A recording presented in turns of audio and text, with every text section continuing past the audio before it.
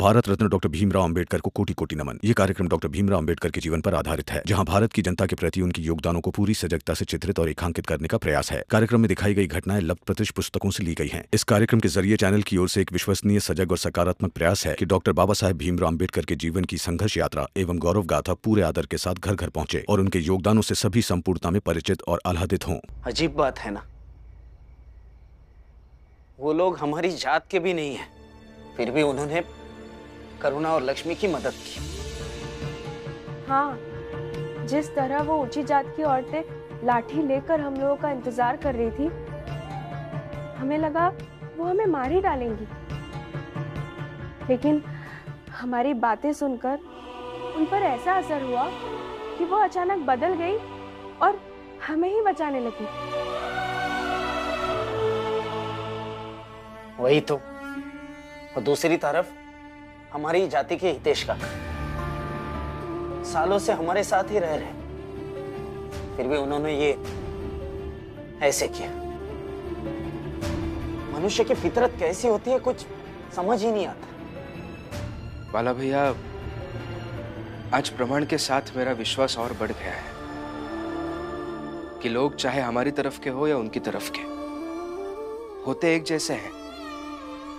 मतलब सबका दिल एक जैसा होता है, बस कुछ लोगों का दिल गंदी दिमागी सोच और मान्यताओं से भरा हुआ होता है। लेकिन वैसे इंसान एक जैसे ही है, क्योंकि अगर हमें बचाने वाले लोग उस तरफ हैं और हमें मारने वाले लोग इस तरफ हैं, तो इन दोनों जगहों के अच्छे लोगों को मिलाकर एक नया समाज बनाना पड़ेगा पूरी मानव जाति को। और ये आज नहीं तो कल जरूर होगा, और तभी हम सब अच्छे से रह पाएंगे, जी पाएंगे। हाँ, इसी उम्मीद के साथ जीता है और एक नई सुबह का इंतजार करता है। और मुझे पूरा विश्वास है भविष्य में एक दिन ऐसा जरूर आएगा। हाँ बाबा, बिल्कुल सही कह रहे हैं आप।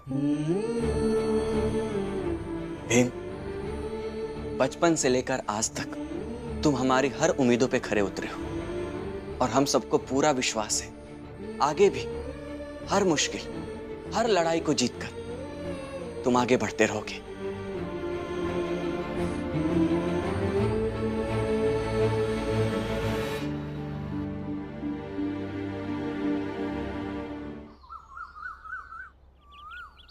भीम, भीम जल्दी बाहर आओ। भीम, भीम जल्दी बाहर आओ।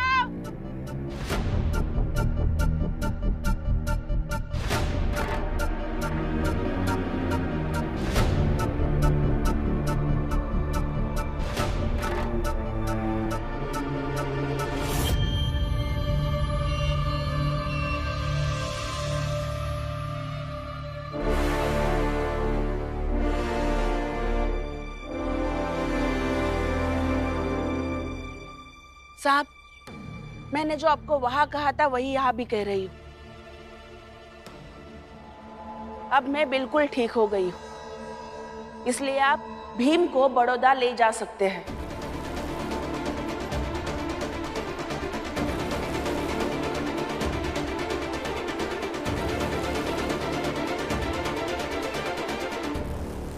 भीमराव, अब तुम्हारी आई ठीक हो गई है, तो वादे के अनुसार तुम्हें हमारे साथ बड़ौदा चलना होगा। हाँ साहब, लेके जाइए ही भीमराव का यहाँ से। ई ना यहाँ सब के माटी का भरमित कई के रखा है। वहाँ बड़ौदा में काम हम करेगा तो मेहनत, दुनियादारी और जिम्मेदारी सब समझेगा। लेके जाइएगा। जोकू, हम बात करते हैं, ये हमारे घर का मसला है, हम देख लेंगे, बीच में बोलने की जरूरत नहीं। और सर, अगर आप कहेंगे तो हम महाराज से जाके बात कर लेंगे। हाँ साहब, आप कहेंगे तो हम सब साथ में चल पड़ेंगे, क्योंकि भीम का आपके साथ ना जाना तो उसकी मजबूरी है ना। मनोहर बाबू, हमारी जाल में कोई तो है जो हमेशा न्याय न्याय करता रहता है। कौन है? अरे हाँ, वो तो ये भीमराव है। भीम, बताओ बताओ कि तुमने एक समझौता किया था और उस समझौते पर हस्ताक्षर भी किए थे।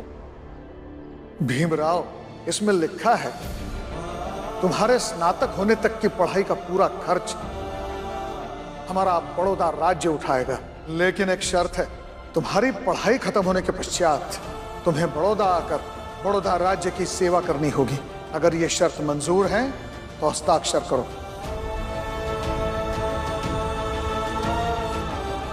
याद आया ना? हाँ, तो अब बताओ कि क्या कहता है अब तुम्हारा न्याय? वही न्याय भीमराव, जिस न्याय के तहत तुमने हितेश भाऊ को थाने पहुंचा दिया। लेकिन सर, न्याय और अन्याय का फैसला सिर्फ आई की एक तरफा बातें सुनकर तो नहीं होगा ना। अब हमारी भी बातें सुनिए। सही कह रही है रमा, हमारी भी बातें सुनिए। हाँ साहब, हमारी बात भी तो सुनो।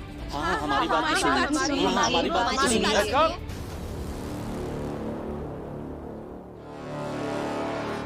हम इतनी दूर से आप सबकी बातें सुनने नहीं आए।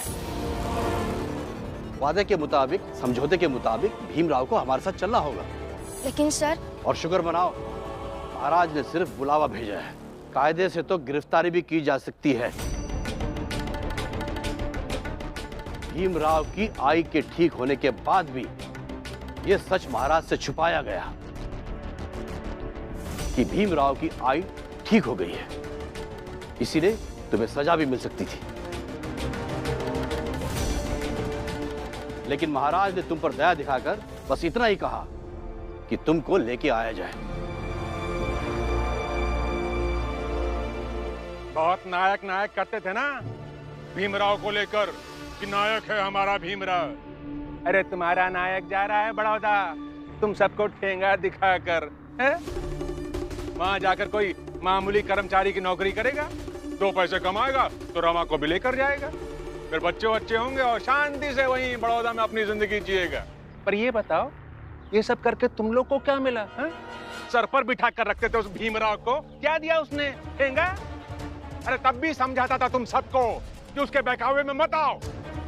आज भी समझा रहा हूं तुम सबको कि जैसे हो ना वैसे ही रहो। समाज के द्वारा दिए गए अपने दायरे में अपनी औकात के हिसाब से ही सपने देखो, और औकात के हिसाब से ही हम ऊंची जात वालों से बात करो, तभी जिंदगी जी पाओगे। समझ गए?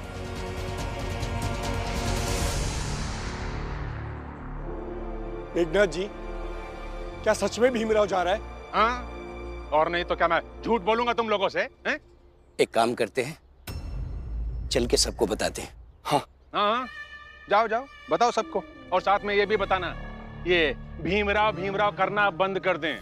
देखो, अगर मेघनाथ कहोगे ना और कायदे में रहोगे तो तुम सबके सब फायदे में रहोगे। सोच लो। चलो खुद जाकर पता करते हैं और भीम भाव को रोकते हैं। चलो। हाँ चलो। चलो।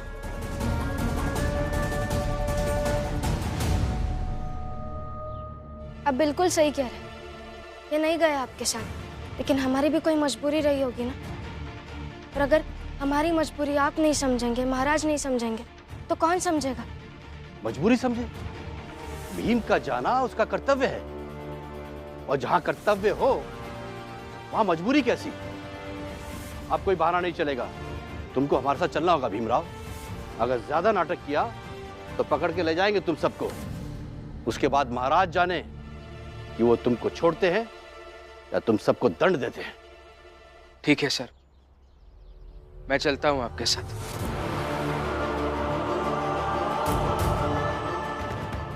सर, आपको एक नौकरी चाहिए ना काम करने के लिए, तो मैं चलती हूँ आपके साथ। छात्रवृत्ति तुमको मिली थी या भीमराव को? जिसको छात्रवृत्ति मिली थी वो जाएगा। रमा, कोई जरूरत नहीं है, बहस मत करो। नहीं भीम साहब, अगर आप चाहे तो भीम के बदले मैं, आनंद, बाबा तीनों चलते।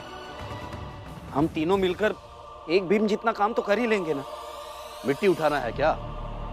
जो 3 आदमी मिलकर ज्यादा मिट्टी उठा लेगा, ये जो काम है वो भीमराव ही करेगा।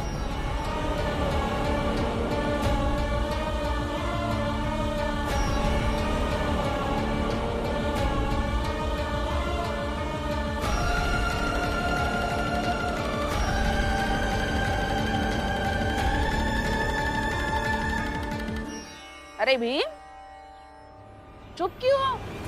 बोलो, या फिर इन सबको कहो कि चुप बैठे और तुम जाओ बड़ौदा, या अपने मतलब के लिए सबको आगे कर रहे हो?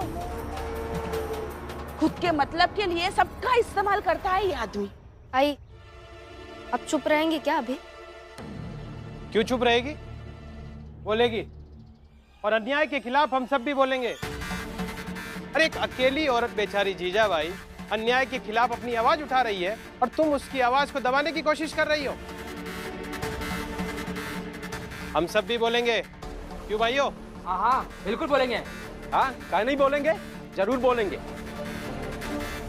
भीम अगर महाराज से छात्रवृत्ति लेकर समझौते के हिसाब से अगर नहीं जाएगा तो हम सब भी बोलेंगे, क्योंकि हमारी जात का कोई, हमारी चाल में रहने वाला कोई भी व्यक्ति यदि विश्वासघाती होगा तो ये कतई बर्दाश्त नहीं किया जाएगा। विश्वासघाती शब्द आपको पता भी है जनार्दन काका?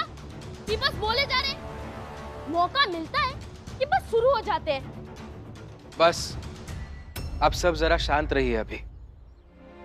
सर, मैं आपके साथ चलने के लिए तैयार हूं, बस थोड़ा समय दे दीजिए, अपना सामान लेकर आता हूं। बेटा, तुम्हारा जाना सही नहीं है। बाबा, आप सब जो मुझसे प्यार करते हैं उनके नजर से देखे तो मेरा वहां जाना सही नहीं है। आप सबने मेरे लिए इतने सपने देखे हैं, उस हिसाब से भी मेरा वहां जाना सही नहीं है। लेकिन अगर इनकी नजर से देखें, महाराज की नजर से देखें, तो मुझे वहां जाना चाहिए। और हम सब ने इन्हें मनाने की कोशिश तो की ना, लेकिन ये नहीं मान रहे हैं, तो जाने के अलावा कोई और विकल्प भी नहीं है।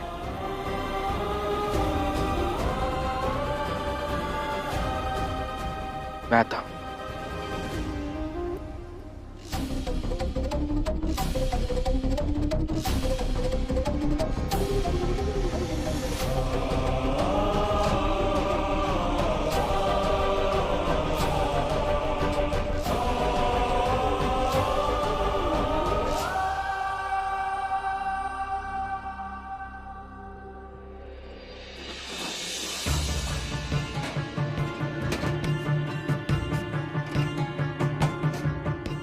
आप सच में जा रहे हैं क्या?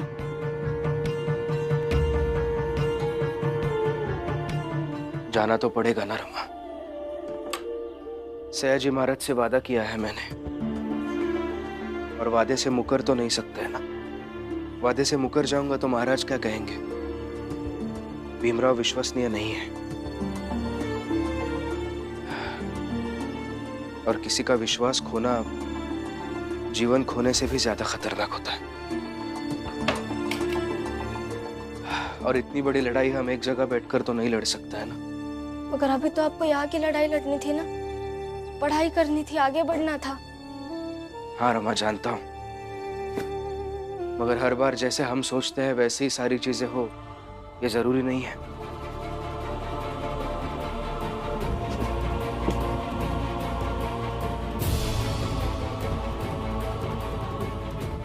अब हर समस्या का हल निकाल लेता है ना, तो इसका भी कोई हल बताइए ना।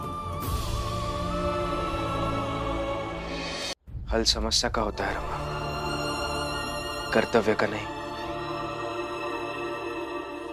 अब रहने दीजिए, मैं रखती हूँ सामान। ठीक है।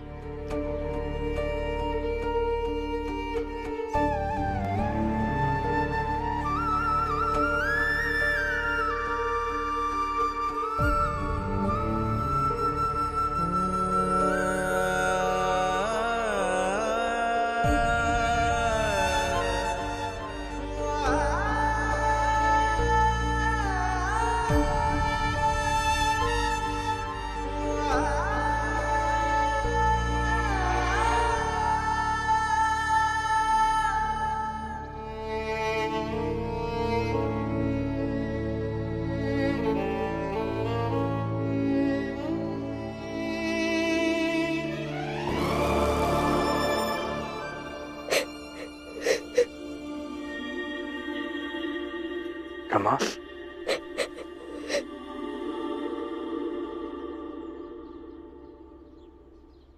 कर्तव्य से अलग प्रेम भी तो है, आपकी चिंता भी तो है, आपके साथ रहने की आदत भी तो है। आपका कर्तव्य अपनी जगह है और आपसे दूर जाने का दुख अपनी जगह है।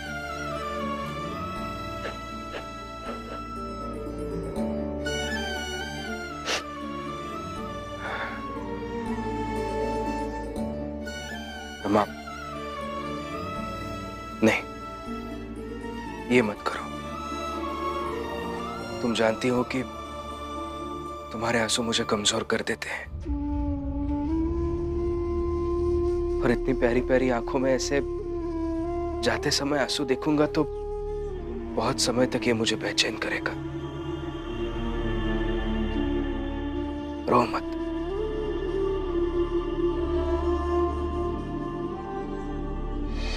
आपको जब अखबार के ऑफिस में नौकरी मिली थी ना,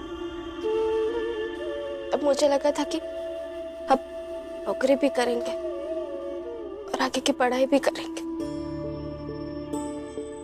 मगर फिर अचानक से ये हो गया। मैं जब भी सोचती हूँ ना कि अब सब कुछ ठीक हो गया है, अब सब कुछ बिखर जाता है। ऐसा ही होता है रमा। हम जब भी सोचते हैं कि सब कुछ अच्छा हो जाएगा, तभी कुछ ना कुछ हो जाता है अचानक से। और इसीलिए हमारा जीवन दरिया की तरह होता है। जब तक हाथ पैर चलाते रहेंगे तब तक तैरेंगे, और जिस दिन हमने ऐसा सोच लिया कि अब सब कुछ अच्छा हो गया और हाथ पैर चलाना बंद कर दिया, तो उसी दिन डूब जाएंगे, खत्म हो जाएंगे। और तुम्हारा पति खत्म होने के लिए तो इस दुनिया में नहीं आया ना रमा।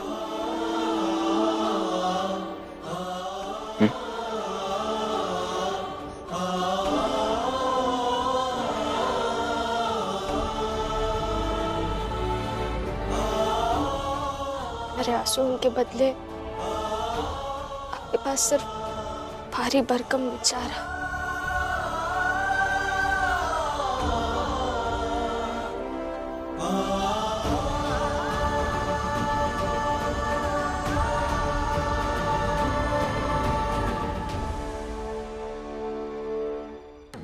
भीमराव, थोड़ा जल्दी करो, इतना समय नहीं है हमारे पास।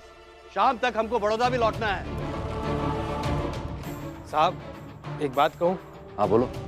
आप कितने सहनशील व्यक्ति हैं, मतलब आप इतने ऊंचे पद के, इतने ताकतवर व्यक्ति होकर उस भीम का इंतजार कर रहे हैं। अरे मैं तो कहता हूं अंदर जाइए और ऐसे खींच कर लेकर आइए। अपराधी नहीं है वो, अपनी काबिलियत से छात्रवृत्ति पाई थी, मुझसे भी ज्यादा पढ़ा लिखा है वो, इसीलिए आदर है भीमराव का।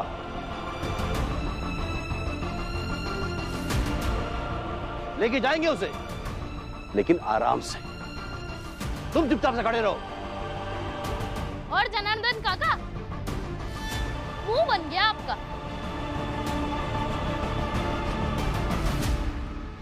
और कुछ तो शर्म करो। और शर्म क्यों करना, बस ये देखो कि भीम की कितनी इज्जत है।